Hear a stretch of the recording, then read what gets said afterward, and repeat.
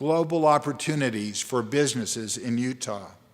He has promoted tourism, and he's got the word out that Utah is the right place for business, the right place to live, the right place for winter sports, the right place for summer sports, the right place for culture, and the right place for entertainment.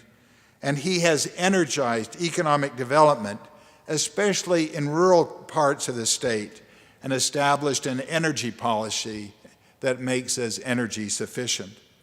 And he has made state government more efficient, reduced regulations, and invested in the development of new technologies.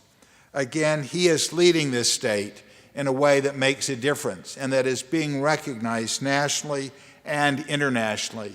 And I think if you have listened to the press over the last several weeks as the government struggled to restart and to get past the debt ceiling issues, where our national parks were closed, causing frustration for tourists and international tourists who came to Utah to visit these parks, and small businesses who were serving these tourists in these resorts. The governor reached out. He was able to negotiate with our federal government to reopen these parks. And in doing so, not only did he make them available to tourists and us as citizens to enjoy, but he also helped the economy of those small businesses that were dependent on these having the parks opened. And he brought great publicity to the state for his action. So let's give him a round of applause.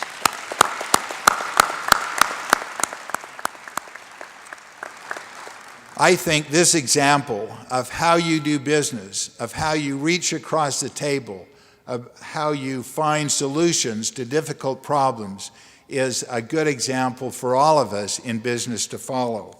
I'd like now to share with you a short video about Governor Herbert and about the state. The Wall Street Journal has called Utah as the brightest star on the American flag.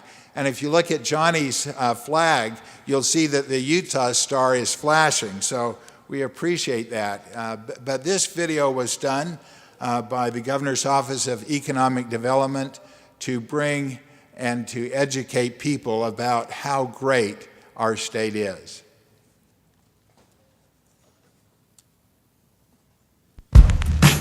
Hello, I'm Gary Herbert. As Utah's governor, it's always nice to hear visitors marvel at Utah's beauty. Like me, guests from around the globe are stunned by our snow-capped mountains, our red rock deserts, and everything in between. But from time to time, I like to remind folks that Utah is much more than just a pretty place to visit. It also happens to be one of the best places to live and to do business. In fact, the Wall Street Journal recently commented on our economy by saying Utah is the brightest star on the American flag. With that said, I'd like to introduce you to a few local people who in their own right have helped make Utah's star so bright. I, for one, am quite proud that Utah's banking environment is one of the strongest in the country. And we've been working diligently for many years to make Utah one of the leaders in the life science industry. Did you know that Utah's broadband infrastructure is the fastest in the West? And with the addition of City Creek Center in downtown Salt Lake, Utah has become the premier shopping destination in the Intermountain West. Utah's video game industry has doubled in size since 2005 and is part of a larger IT cluster that's outperforming the national average. And of course, Utah is home to thousands and thousands of miles of bike trails. And not to mention thousands of miles of whitewater. And amidst all of our world-class wilderness, you'll also find a surprising amount of world-class cuisine. Speaking of world-class, how about our 14 different ski resorts, including 3 of the top 10 in North America? And I hate to brag, but Utah snow really is the greatest snow on Earth. I like the fact that Utah's universities are doing groundbreaking research in genetics, neuroscience, biomedical engineering, and in nanotechnology. I like our sense of fiscal responsibility. Both the Pew Research Center and the Wall Street Journal call us one of the country's best managed states. I like the roar of Utah crowds. Oh, and winning? I also like winning. Salt Lake City's foreign trade zone and international airport are two of the reasons for Utah's 10 consecutive years of export growth. No other state can match that performance. Did you know that Salt Lake City is one of only 17 cities in America that has a symphony, an opera, a theater, and a ballet? Utah is home to more than 100 golf courses, and 4 million rounds of golf are played in Utah each year, which is about the same number of ski passes sold each year. And Utah's wide open spaces are ideal to test and develop unmanned aerial systems. And Utah's a vibrant community committed to growing and buying local. As the nation's first science, technology, and art museum, we really support Utah's commitment to bring learning experiences to our students in ways that matter. With 1,100 outdoor product companies, I appreciate being able to get my hands on breakthrough products, like the one and only fully carbon fiber bow in the world. Our corporate tax rate hasn't risen in 15 years. Let me repeat that. It hasn't risen in 15 years. And you may have heard that Utah is home to a little film festival that welcomes more than 45,000 visitors and adds more than $80 million to the state's economy every year. It's also home to some of the nation's best handcrafted beers. And a distillery that makes some pretty mean whiskey. Utah is community-driven. In fact, Utah is the #1 state for volunteerism. And our healthcare costs are low as well. Meanwhile, our hospitals are some of the best in the world. Utah has a balanced approach to its resources. We are 35% lower than the national average for our energy costs. Can you believe it? And we use wind, geothermal, and solar to get there. And I like that. And we're one of the leaders in technology development for big data. And we're one of the leaders of fun, but that's an unofficial statistic. I like the Utah's workforce leads the nation in bilingual capabilities. More than 130 languages are spoken here. Personally, I love our 5 national parks, 7 national monuments, 2 national recreation areas, 6 national forests, and 43 incredible state parks. And I like that Utah is ranked by Forbes magazine, Polina, the Wall Street Journal, Gallup, and other thought leaders as one of the top states for business and quality of life. I hope you enjoyed this brief look at what makes Utah such a great place to live, to work, and to play. Utah shines because of its people. People who work every day toward education excellence, economic prosperity, energy development, and unique solutions for our state. These people and principles continue to make Utah's economic future bright, a future we hope you will become a part of.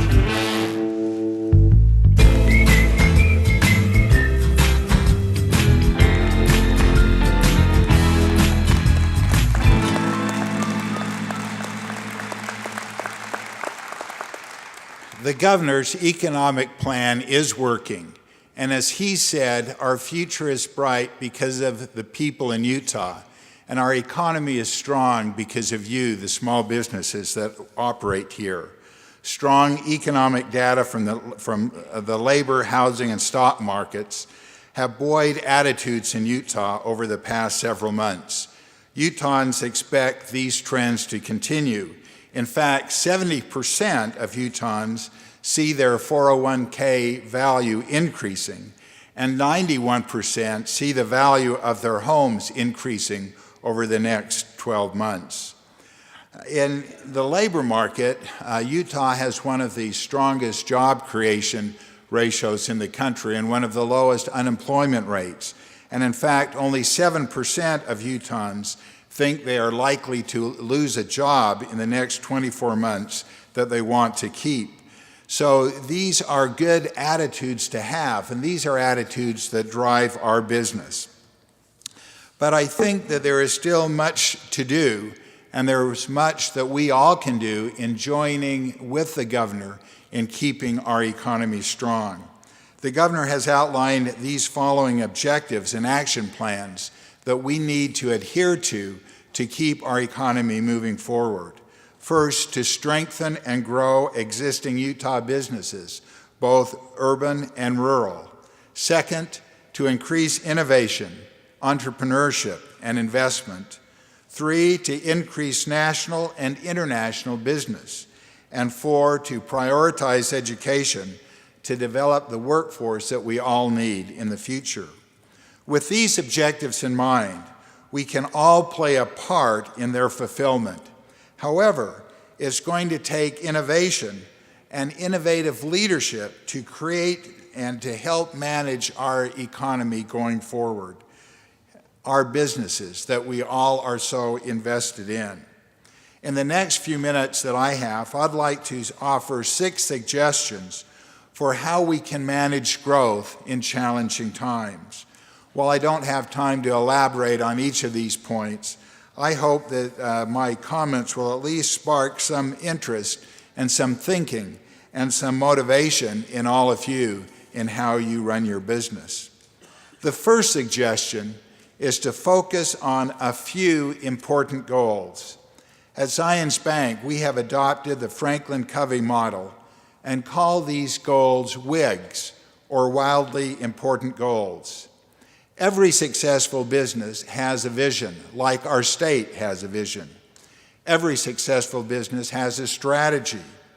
But if we don't execute well, great results will not follow. To execute well, we must focus on a few important goals, and everyone must know and understand what these goals are and be committed to them. While many people and many businesses think that we need to have more goals, the opposite actually is true.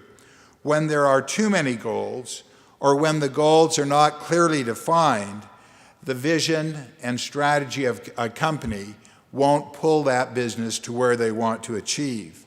So execution starts with focus. The discipline is about applying more energy to fewer goals and achieving and exceeding these most important objectives. In fact, I want to give you an example of this. Don Hale, the founder of Heyer's Big H Hamburgers, said that if everything is important, nothing is important. And in fact, he used to say, I only focus on the big stuff. And I think there's real truth in that statement, and it's a principle that has caused his businesses and his restaurants to flourish. Don used to walk around his restaurants watching what people left on their plates. From that, he determined if the portions that he was serving were too big, or if the presentation was not right, or if the food just did not taste good enough.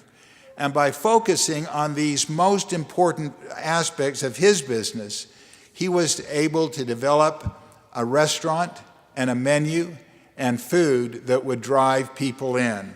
And I can tell you that it works. My wife and I go there about 4 times a week, and luckily it's open late and you can go there and have a great evening meal. But the key to managing this challenge, of course, is to identify a reasonable number of issues that will have the greatest possible impact on the success of your organization, and then spend most of your time thinking about, talking about, and working on these issues. So remember, as you manage your business, focus on a few important goals. Remember that if everything is important, then nothing is important. And as CEOs of your business, only focus on the big stuff. The second suggestion I have is to measure things that really matter and that really drive your performance. Most people and most businesses look at lagging indicators that tell how you did in the past. But great managers and great teams identify and measure those few performance matrices that really do matter and that will help you change your behavior so you can be more successful.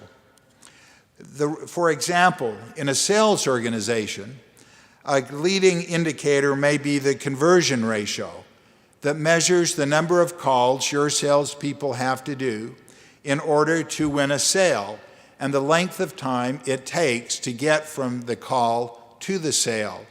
And if you know that information, and you know how each salesperson is operating, and if you're not getting the sales you need, then you know you can go to your people and say, we need to increase the number of calls so that we can end up with more sales, or we need to improve the sales process so that we can convert more calls to sales. We at Zions are using this model, and we are calling it the velocity ratio. And for every employee in the bank, we have a chart that we provide on a weekly basis to show them their success. The things we measure will be as varied as the business organizations we represent here in this room. However, the key is simply identifying those activities that are most vital to the accomplishment of our end objectives and clearly and visibly measuring those activities. The next suggestion is very closely related to the first, and it is to focus on activities that actually drive these lead measures. Have you ever tried driving your car solely by looking through your rearview mirror? When my son started driving, he tried that, and I can tell you, neither his mother nor my insurance company liked the results. It simply doesn't work for driving a car, and it simply doesn't work for your business. Ron Beck said that a lag measure, the equivalent of looking in your rearview mirror, tells you if you've received your goal. But a lead measure is like looking through the windshield, and it tells you if you are likely to achieve your goal in the future. And while it is hard to do anything about a lag measure because it's already over, in watching lead measures, you have the time to make changes in your activities and in your performance and in your projects to change the future and to achieve greater success. Conventional wisdom tells us to focus on lag measures. For in a bank, this is like looking at loan production. But breakthrough behavior focuses on moving the lead measures that will drive results. And these high lever actions cause the lag measures to move. High performers intrinsically know that they have to focus on activities that actually drive these lead measures. So the suggestion is to invest in those few important activities that have the greatest impact on your business. The next suggestion that I have for you this morning is also similar. As individuals, as teams, and as managers, we have to know if we are winning or losing. The trouble is that most of us don't know. We have to wait to see our financial statements or our sales reports that often come out after the end of the month before we know what has happened. The problem is that by that time, half of the next month is already gone, so it's hard to turn the ship and make any changes if changes are required. The best managers use the insights they get on a real-time basis to make better and faster and more informed decisions than their competitors, and that is why they always end up winning. So to win, you need to keep track of where you are, and to do this, I would suggest that you create for your businesses a scorecard that will help you know where you are and that will help guide you in where you want to go. And that scorecard must compel action. This directs energy, it pushes intensity, and it gets beyond the business as usual modem. The fundamental purpose of a scorecard is to motivate you and to motivate your team to win, and to help everyone understand what is needed to do to win. The scorecard needs to be simple and to put activities and performance in the context of your goal. The next suggestion is to translate scorecard insights into action plans that will translate into better execution. Most people don't use plans, so those that do have a definite competitive advantage because they know where they are and they know what they have to do to succeed. Simply put, they have a plan that will take them where they want to be and that will tell them what they need to do and who needs to do it and who is responsible for the results. At Zions Bank, we have implemented a weekly coaching plan where managers take the individual plans for their units and for each individual and sit down with them on a weekly basis to find out how they have done that week and to set new goals for the following week. Because I found that even though you may have a plan, if you don't follow through on that plan, if you don't coach your employees on the plan, if you don't check in with your employees and how they're doing, the plan will fail. So the scorecard, the action plan, and the coaching lets you know where you are, where you should be, and what you need to do to get there. The final suggestion, and a crucial behavior of managing in challenging times, is to create a cadence of expectations, accountability, and feedback. If individuals or teams are not held accountable, they just don't deliver as well as individuals and teams who are held accountable. That is a basic truth. And I believe that this accountability, again, has to be done on a weekly basis. If it's done on a monthly basis or a quarterly basis, if it's covered in your annual performance evaluation of your people, too much time has passed for it to be effective. So this last step, this coaching, this holding people accountable, this getting back to them with what they need to do and how they're doing it, combined with the other 5 steps, will bring focus, clarity, and engagement to your efforts and help your success. Steve Jobs of Apple captured our imagination because he really understood his customer.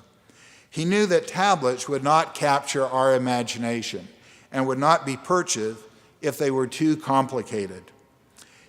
The result, one button on the front of an iPad. It's so simple, a 3-year-old can use it. And in fact, I have 2 3-year-old twins, and they each have an iPad, and they each can push that one button and get in and play with it. It is remarkable about how simple it is. And from this example of Steve Jobs, I think what we find is that customers don't care about products. They care about themselves. They care about their hopes, their ambitions. Steve taught us that if you help your customer reach their dreams, you'll win them over and your business will be a success. There's one story that I think sums up Steve Jobs' career at Apple. An executive who held the job of reinventing the Disney stores across the country called Steve Jobs one day and asked for his advice. And this is the counsel that Steve gave him. He said, "Dream bigger." It's that simple. Dream bigger. And I think that's the best advice that I can leave with you today.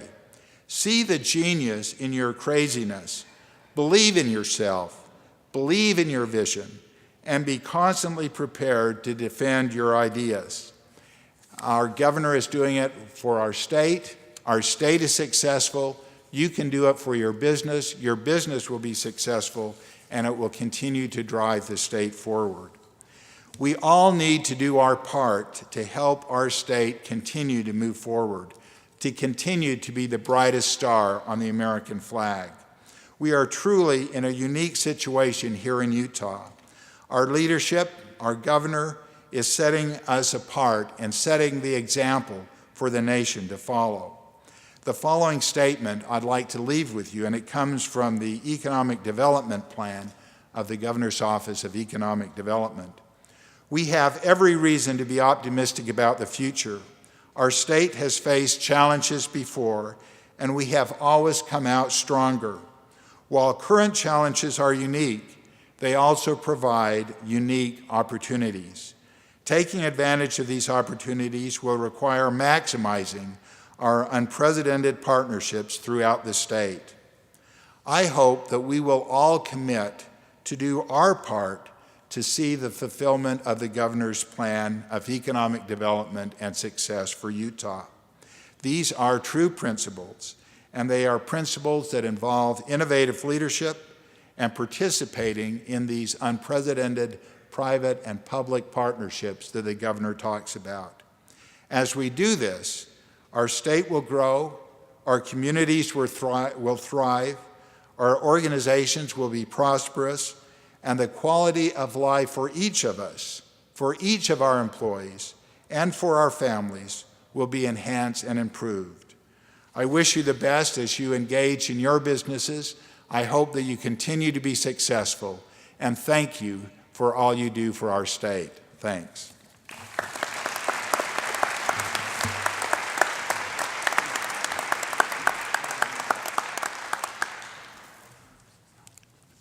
Let me just also acknowledge two people that have taken an important role in this event. Spencer Eccles, who is the Executive Director of the Governor's Office of Economic Development, is seated in back of me here, and he sits on the cabinet for the Governor. And Scott Anderson depends on Rob Bruff, who's seated up here in the front, who is an Executive Vice President at Zions Bank in charge of marketing and communication. In conclusion then, I also wanted to share a little insider note about this video that was just shown by Scott Anderson.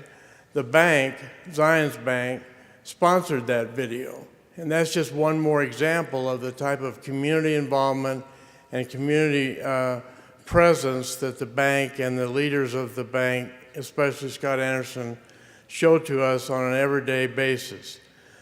Now, the next part of our program, as you'll note in the one that you have in your hands, is to have the next 45 minutes or so for the reverse trade show. The term reverse only means that the large companies and large government agencies are in the booth, and you as small businesses or middle-sized businesses can visit with them and seek their understanding of what you do and how there might be opportunities for partnership, teaming, and subcontracting. After we have that reverse trade show, the beginning of it, which we'll be able to get back to later in the day, we do have breakout sessions that are identified in your program. We have 3 separate sessions, 4 individual presentations for each session, so you can choose 3 from a total of 12 of those topics that seem of most import to you and your business.